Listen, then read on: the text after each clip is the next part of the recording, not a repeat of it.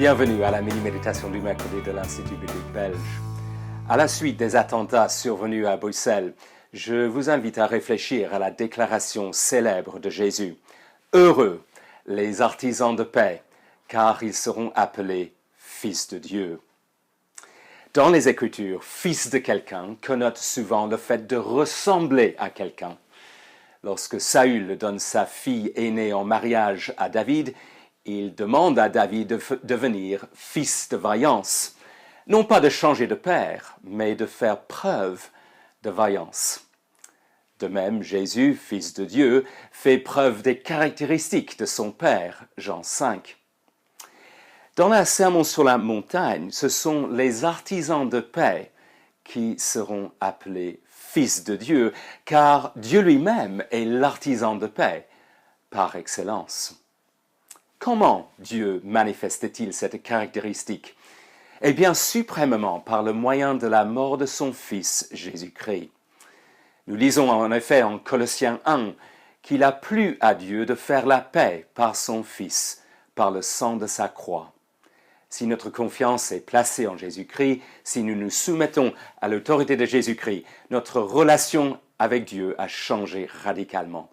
Au lieu d'être ennemis, nous sommes réconciliés avec lui et nous avons la perspective de nous trouver en sa présence pour toute l'éternité. Entre-temps, il nous appartient de marcher sur ses traces en agissant en tant qu'artisans de paix. Comment? 2 pistes. Un peu plus loin dans ce sermon, Jésus nous ordonne d'aimer nos ennemis et de prier pour ceux qui nous persécutent, afin d'être les fils de notre Père céleste. Quels propos radicaux! En fait, pour bien des personnes de la culture occidentale comme de la religion musulmane, aimer ses ennemis, c'est impossible, impensable, incompréhensible.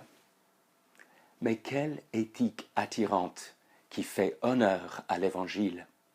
Nous croyons, nous prions, pardonne-nous nos offenses, comme nous aussi nous pardonnons à ceux qui nous ont offensés. Si vous avez du mal à pardonner quelque chose à quelqu'un, tournez les regards vers la croix, où vous constaterez que vous avez reçu le pardon. Et priez pour cette personne, pour que Dieu la bénisse. L'attitude de votre cœur changera. Comment être un artisan de paix? 2e piste.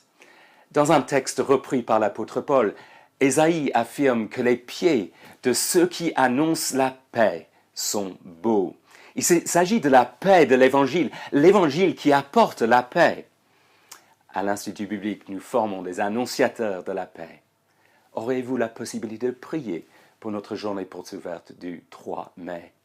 Nous demandons à Dieu le privilège de former un bon nombre de futurs proclamateurs de la paix l'année académique prochaine, car cela permettra normalement à plus de personnes de se prosterner devant le Prince de la paix, Jésus-Christ.